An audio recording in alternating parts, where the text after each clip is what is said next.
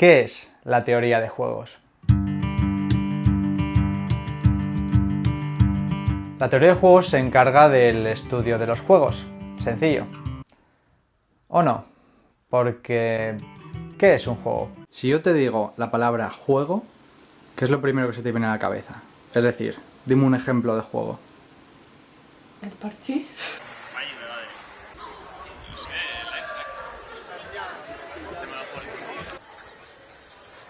Mario. Party game, o sea, juego de mesa en grupo. Y concretamente, por decirme... Time's Up, vale. Me acuerdo de la comba. Vale.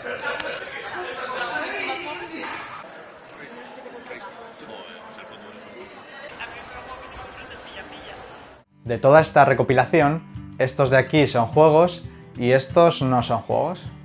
¿Y por qué? En el Mario tienes que hacer mover al fontanero italiano para sortear obstáculos y llegar a salvar a la princesa Peach, que es simplemente tomar decisiones y transmitirlas al personaje a través del mando. Esas decisiones tendrán consecuencias, que solo dependen de lo que nosotros hemos decidido, de dónde hemos querido mover a Mario. Así de sencillo. Esto no lo llamamos juego, lo llamamos decisión. Tu resultado será mejor o peor dependiendo de qué decisión hayas tomado tú y nadie más. Lo mismo para la Isaac. Un juego es algo distinto. Lo que lo define es que es una situación estratégica.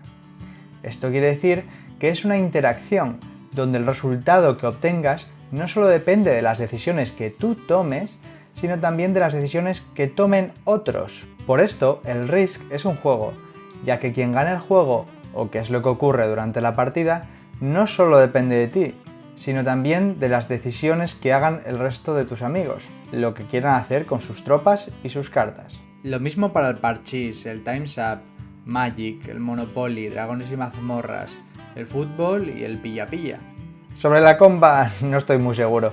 Supongo que sería una decisión si supones que los que mueven la cuerda no son más que un mecanismo para mover la cuerda y podría ser un robot, y siempre lo van a hacer igual. O un juego si crees que el desafío también está en que estos se coordinen bien contigo, o si crees que alguno de ellos tiene malévolas intenciones para que pierdas. Por tanto, solo estos serían juegos, así como otros como el ajedrez. Su estudio es útil porque un montón de cosas son juegos. Desde la economía, donde un mercado es un juego, o empresas que compiten entre ellas, decisiones de política internacional, sistemas electorales, hasta tú cuando tomas un montón de decisiones cotidianas, son juegos, son decisiones estratégicas. Hasta incluso en la biología, las especies en el proceso evolutivo están continuamente jugando a juegos entre ellas. Por eso, conocer de teoría de juegos puede ayudarnos a explicar situaciones de la realidad, que además muchas veces son chocantes o contradictorias si no sabes de teoría de juegos. Además de poder ayudarnos en cosas como diseñar políticas que sean realmente efectivas para sus objetivos. Imaginemos esta situación. En un mercado, una empresa está sola vendiendo productos y obteniendo un beneficio de dos. Esta empresa tiene que decidir qué política seguir ante posibles empresas que quieran entrar a su mercado. Puede tener una política agresiva luchando contra ellas o puede tener la política de simplemente acomodarlas. Por otra parte, otra empresa está pensando si entrar o no entrar en este mismo mercado. Los juegos simultáneos, como el piedra, papel o tijera o este que os acabo de decir, se suelen representar con una matriz. El número de filas representan las opciones del jugador 1 o jugador rojo, o en este caso la empresa que quiere entrar, que tiene dos opciones, que es entrar al mercado o no entrar al mercado. El número de columnas representa el número de opciones que tiene el segundo jugador o jugador azul, en este caso la empresa que ya está en el mercado, que puede elegir tener una política agresiva de luchar contra las empresas que entren o de acomodarlas. Dentro de la matriz se ponen los números que representan los resultados del juego. Si la empresa nueva decide no entrar, entonces se quedará como estaba y obtendrá 0, y la empresa que ya estaba seguirá operando y ganando 2.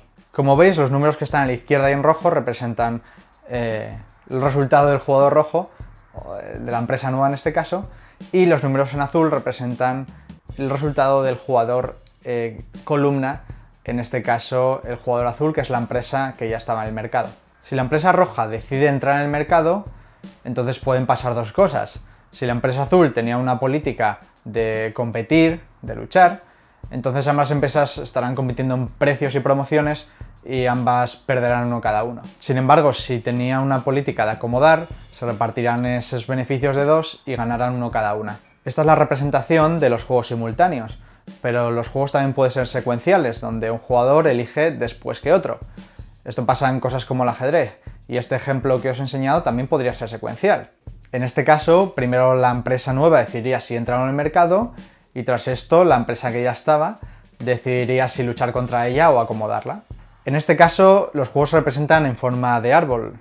Los nodos, que son estos círculos, representan los momentos en los que un jugador decide. La empresa roja, la nueva, empieza y tiene dos opciones, que son estas dos ramas, que son entrar al mercado o no entrar al mercado. Si no entra al mercado, ya sabemos lo que pasa, gana 0 y la empresa que ya estaba sigue ganando 2. Sin embargo, si entra al mercado, entonces pasa a ser el turno de la empresa azul, o de la empresa que ya estaba en el mercado, que ahora tiene dos opciones, puede o bien luchar contra ella, con lo cual competirán en precios y perderán uno cada uno, o bien puede acomodar la entrada, en cuyo caso se repartirán esos dos de beneficio y tendrán uno cada uno. Me gustaría analizar más estos juegos y otros y exprimir todo lo que dan, de verdad hay mucha chicha, pero eso lo voy a dejar para futuros vídeos y de momento voy a dejar esto como una definición básica y una explicación. Así que si os interesa, suscribíos o estad atentos y chao.